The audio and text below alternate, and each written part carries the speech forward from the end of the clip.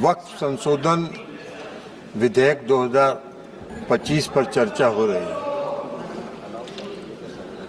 और चर्चा के प्रारंभ से ही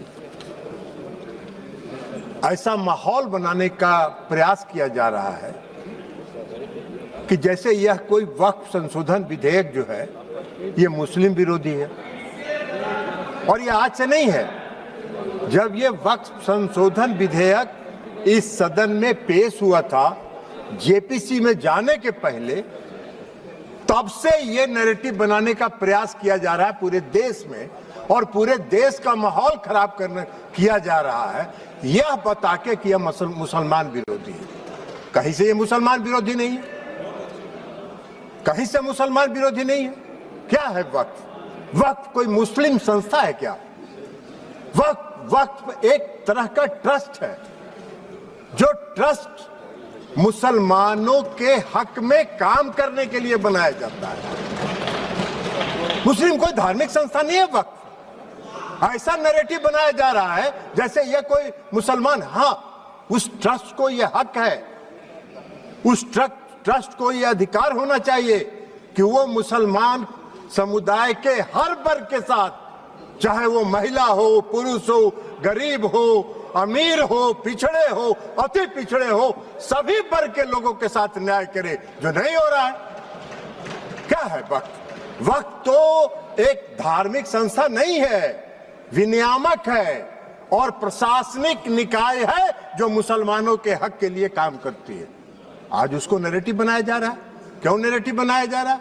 आप मोदी जी को कोस रहे हैं। अरे भाई, मोदी जी का चेहरा अगर आपको पसंद नहीं आता है तो मत देखिए मोदी जी की तरफ, उनके अच्छे काम का प्रशंसा करिए, यही काम करिए। लेकिन मोदी जी ने जो आज काम किया 2013 में, जो आपने पाप किया था, उस पाप को समाप्त करके आज मोदी जी ने पारदर्शिता लाने का काम उसमें किया है। आपको क्या दिक्कत हो रहा भाई? हाँ, ये अलग बात है कि आपको मोदी जी पसंद नहीं है तो नहीं है, तो मत रहे, लेकिन देश की जनता मोदी जी को पसंद करती है और इसलिए मोदी जी पारदर्शिता के साथ समाज के हर तबके के लिए काम करने का काम करते हैं। ये पाप आपका है और आपके उस पाप को आज मोदी जी ने आपके चंगुल से, उस गिरोह से निकाल के आम मुसलमानों की तरफ उसको फेंक दिया है उसके काम करने के लिए। तो ये आपको खराब लग रहा है? क्यों खराब लग रहा है भाई? ये खराब लगने की कोई चीज तो है नहीं। आप मुसलमानों के कल्याण के विरोधी हैं क्या? आप मुसलमानों के कल्याण के लिए अगर मोदी जी ने कोई काम किया तो उसकी प्रशंसा करनी चाहिए थी। लेकिन आपको आज क्या है? आज इस देश में दो तरह के लोग इस वक्फ संशोधन विधेयक के खिलाफ हैं। एक वैसे लोग जो अपने वोट के लिए धार्मिक मामलों का इस्तेमाल करते हैं, वो इसके विरोध में हैं और वो इसके विरोध में माहौल खड़ा कर रहे हैं। और दूसरे वैसे लोग हैं जिनका इस पर वक्फ पर कब्जा था, वो अपने कब्जे को चंगुल से जाते हुए देखकर आज इसके विरोध में खड़ा है। क्या है भाई? क्यों विरोध कर रहे हैं भाई? इस संशोधन के विरोध का क्या कारण है? कोई कारण नहीं है।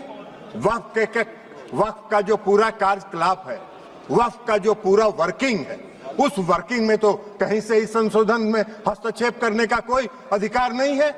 लेकिन अगर वक्फ के कार्यकलाप में हम कोई हस्तक्षेप नहीं कर रहे हैं, लेकिन हम वक्फ का जो आमदनी है वह आमदनी सही मामलों में मुसलमानों के लिए खर्च हो, इस पर नजर रखने के लिए हम इसमें संशोधन लेके आए। आपको क्या दिक्कत नजर आ रहा है इसमें? इसलिए कि आपको लग रहा है कि नजर में तो आप चढ़ जाएंगे, नजर में तो आपके चढ़ जाएंगे। अब आपका वो चलेगा नहीं जो गिरोह आपका कब्जा में था। मुसलमानों के हक में काम होगा, बेहतर प्रबंधन होगा, धन के दुरुपयोग को रोका जा सकेगा और सिर्फ उसके कार्यकलाप पर निगरानी रखने का तंत्र विकसित किया जा रहा है। इसमें आपको कोई विरोध का आधार नहीं है। और ये नैरेटिव अगर आप बना रहे हैं पूरे देश में, तो अपने लाभ के लिए, अपने राजनीतिक लाभ के लिए, अपने वोट के लिए आप इसका इस्तेमाल कर रहे हैं।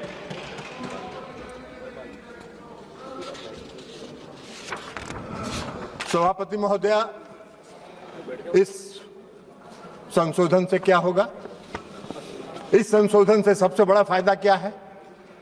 आज मुसलमान समुदाय के अंदर, ये नैरेटिव तो आप बना नहीं रहे, मुसलमान समुदाय के अंदर पसमानदा समाज के भी लोग हैं।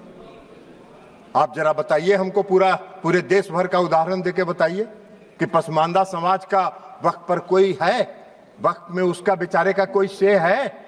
कितनी बड़ी आबादी है पसमानदा समाज की, उसका कोई से है? आप पूरे देश में, आपके नेता, कांग्रेस पार्टी के नेता पूरे देश में चिल्ला चिल्ला के कह रहे हैं जातीय गणना कराइए, जनगणना कराइए, तो कराइए, तो मुसलमान के पसमानदा के आप खिलाफ कहां हैं? अगर उनको हक दिया जा रहा है और उनको अधिकार दिया जा रहा है। आपको बता देते हैं, आपको बता देते हैं, आपकी सेकुलरिज्म की एक कांग्रेस पार्टी के एक नेता का कल हम देखे अखबार में एक बयान छपा हुआ है कि जेडीयू सेकुलर पार्टी है, उसको देखना है। अरे जेडीयू को और नीतीश कुमार को आपके सेकुलरिज्म के सर्टिफिकेट की आवश्यकता नहीं है, उसकी आवश्यकता नहीं है। आपको हम एक बात बता देते हैं, सेकुलरिज्म की आपकी परिभाषा है समाज को वोट के लिए बांटो, भावना की राजनीति करो और वोट लेके देश पर राज करो और राज करो। यह आपका सेकुलरिज्म का परिभाषा है। नीतीश कुमार जी का और जेडीयू के सेकुलरिज्म की परिभाषा है कि बिना कोई विवाद किए हुए काम करो, समाज के हर वर्ग के लिए काम करो। आपने तो इस देश में बहुत दिन शासन किया। आपको एक मिनट सुनिए, जयप्रकाश जी आपको बता देते हैं, बिहार में नीतीश कुमार जी 20 साल से बिहार के मुख्यमंत्री हैं। आजादी के बाद से आपने कब तक शासन किया? कांग्रेस पार्टी ने बिहार में कब तक शासन किया? आजादी के बाद से नीतीश कुमार जी ने 20 वर्षों में मुसलमानों के हक में जो काम किया, आजादी के बाद से आज तक नहीं हुआ। क्या हुआ? मुसलमानों के लिए नीतीश कुमार जी ने तालमी मरकज बनाया, हुनर योजना चलाई। भागलपुर दंगा हुआ था, किसके राज में हुआ था? वेणुगोपाल जी, आपके राज में हुआ था। क्या न्याय किया था आपने मुसलमानों के लिए? नीतीश कुमार जी ने एनडीए के राज में भागलपुर के दंगा पीड़ितों को न्याय देने का काम किया। यह काम नीतीश कुमार जी ने किया। आपका सेकुलरिज्म की क्या परिभाषा है? नीतीश कुमार जी ने पूरे बिहार के कब्रिस्तान की घेराबंदी करा दी। आप तो आजादी के बाद से इतना दिन शासन किए, कौन सा काम आपने किया बिहार में और मुसलमानों के हक में, ये बता दीजिए। लेकिन नीतीश कुमार जी वोट के लिए राजनीति नहीं करते हैं और नीतीश कुमार जी ने मुसलमानों के हक में बिहार में जितना काम किया, भारतीय जनता पार्टी उसकी भागीदार रही। भारतीय जनता पार्टी के समर्थन से ये काम हुआ। आप कहां खड़े हैं जयप्रकाश जी? ऐसे ही चिल्पो करते रहिए, कुछ होना जानी नहीं है। तो इसलिए आज वक्फ संशोधन बिल के माध्यम से मुसलमानों के, पसमानदा समाज के मुसलमानों के लिए, जो पिछड़े वर्ग के मुसलमान हैं, जो गरीब तबके के मुसलमान हैं, जो मुसलमान में भी सबसे निम्न वर्ग के मुसलमान हैं, उनको भी आज न्याय देने का काम हो रहा है। तो आपको चिल्पों बम मचा रहे हैं, आप हल्ला कर रहे हैं, आप नैरेटिव सेट कर रहे हैं, जैसे लगता है कि इस देश में कोई तूफान आने वाला है। अरे तूफान नहीं आने वाला है। इस देश के पसमानदा समाज के मुसलमान कल नरेंद्र मोदी के साथ खड़े होंगे कि इनके शासनकाल में हमको न्याय मिला। आप कहां नजर आइएगा? नैरेटिव सेट करते रहिए। और उसके बाद आप बताइए, महिला सशक्तिकरण की बात करते हैं, बड़ा चिल्लाते हैं महिला सशक्तिकरण के लिए कि महिलाओं को सशक्त करना है। कांग्रेस पार्टी महिलाओं को सशक्त करती है। अरे कहां महिलाओं को? मुसलमान समुदाय में महिला नहीं है क्या? मुसलमान समुदाय में महिला नहीं है? आज अगर मुस्लिम समुदाय के महिलाओं को वक्त के साथ जोड़ा जा रहा है, आपको क्यों विरोध हो रहा है? मुस्लिम समाज के महिलाओं को भी सशक्तिकरण का हक है, उनके सशक्तिकरण का भी काम प्रधानमंत्री नरेंद्र मोदी जी की सरकार ने किया। इस वक्फ संशोधन विधेयक के माध्यम से आपका नैरेटिव सेट कर रहे हैं पूरे देश में, जैसे लगता है मोदी जी मुस्लिम विरोधी हैं।